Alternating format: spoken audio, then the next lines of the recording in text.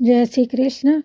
श्रीमद् भगवद गीता की साधक संजीवनी के तृतीय अध्याय का श्लोक 33।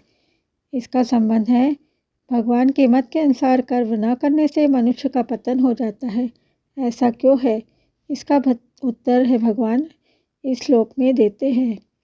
सदृशं चेष्टते स्वस्या प्रकृते ज्ञानवानपि प्रकृतिं यान्ति भूतानि निग्रह किम करिष्यति। संपूर्ण प्राणी प्रकृति को प्राप्त होते हैं। ज्ञानी महापुरुष भी अपनी प्रकृति के अनुसार चेष्टा करता है, फिर इसमें किसी का हट क्या करेगा। प्रकृति में यान्ति भूतानि का विस्तृत अर्थ है जितने भी कर्म किए जाते हैं वे स्वभाव अथवा सिद्धांत को सामने रखकर किए जाते हैं। स्वभाव दो प्रकार का होता है, राग द्वेष रहित और राग द्वेष युक्त। जैसे रास्ते में चलते हुए कोई बोर्ड दिखाई दिया और उस पर लिखा हुआ पढ़ लिया तो यह पढ़ना न तो राग द्वेष हुआ और न किसी सिद्धांत से अपितु राग द्वेष रहित स्वभाव से सता हुआ। किसी मित्र का पत्र आने पर उसे राग पूर्वक पढ़ते हैं और शत्रु का पत्र आने पर उसे द्वेष पूर्वक पढ़ते हैं तो यह पढ़ना राग द्वेष युक्त स्वभाव से हुआ। गीता रामायण आदि सत्शास्त्रों को पढ़ना सिद्धांत से पढ़ना हुआ। मनुष्य जन्म परमात्मा प्राप्ति के लिए ही है, अतः परमात्मा प्राप्ति के उद्देश्य से कर्म करना भी सिद्धांत के अनुसार कर्म करना है। इस प्रकार देखना, सुनना, सूंघना, स्पर्श करना आदि मात्र क्रियाएं स्वभाव और सिद्धांत दोनों से होती है। राग द्वेष रहित स्वभाव दोषी नहीं होता, प्रत्युत राग द्वेष युक्त स्वभाव दोषी होता है।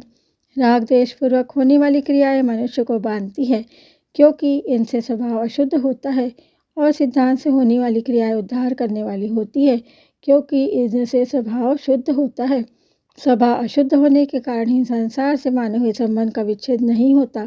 स्वभाव शुद्ध होने से संसार से माने हुए संबंध का विच्छेद सुगमता पूर्वक हो जाता है।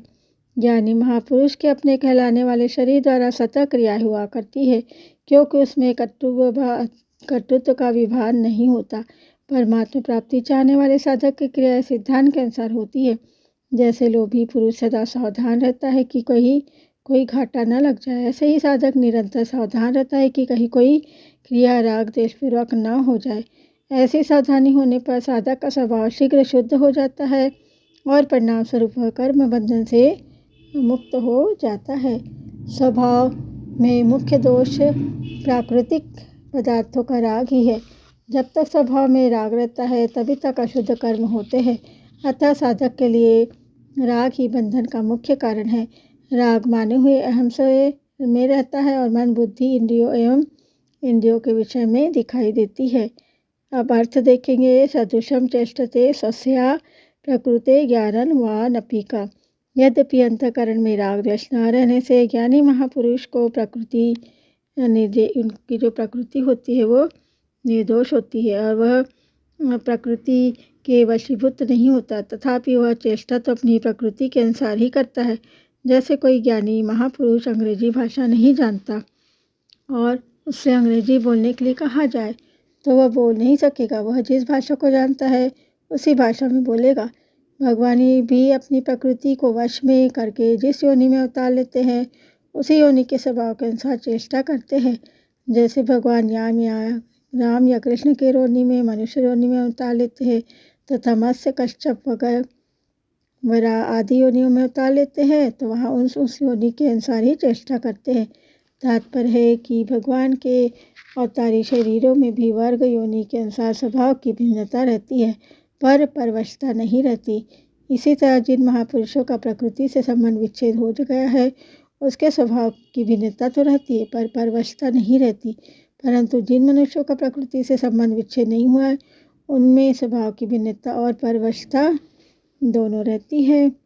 यहाँ स्वस्या पद का तात्पर्य यह है कि ज्ञानी महापुरुष की प्रकृति निर्दोष होती है और वह प्रकृति के वश में नहीं होता, प्रत्युत प्रकृति उसके वश में होती है। कर्मों के फल जनकता का मूल बीज कर्तृत्वाभिमान और स्वार्थ बुद्धि है।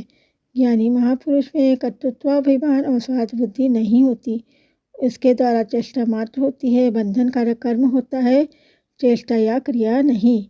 पीछे और वर्तमान जन्म के संस्कार, माता पिता के संस्कार, वर्तमान का संग, शिक्षा, वातावरण, अध्ययन, उपासना, चिंतन, क्रिया, भाव आदि के अनुसार स्वभाव बनता है। यह स्वभाव सभी मनुष्यों में भिन्न भिन्न होता है और इसे निर्दोष बनाने में सभी मनुष्य स्वतंत्र है। व्यक्तिगत स्वभाव की भिन्नता ज्ञानी महापुरुषों में भी रहती है। चेतना में भिन्नता होती ही नहीं और प्रकृति में स्वाभाविक भिन्नता रहती है।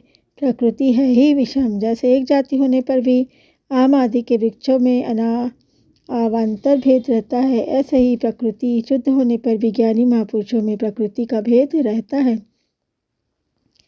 ज्ञानी महापुरुष का स्वभाव शुद्ध रहता है।